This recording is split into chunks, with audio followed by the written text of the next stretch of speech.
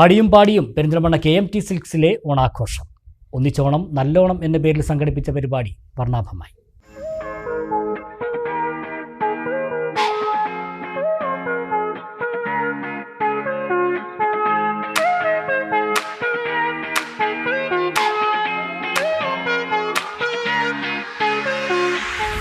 പെരിന്തൽമണ്ണയുടെ വസ്ത്രവ്യാപാര മേഖലയിൽ പേരുകേട്ട KMT സിൽക്സിൽ ഓണാഘോഷ പരിപാടികൾ വ്യത്യസ്തവും വർണ്ണാഭവുമായി.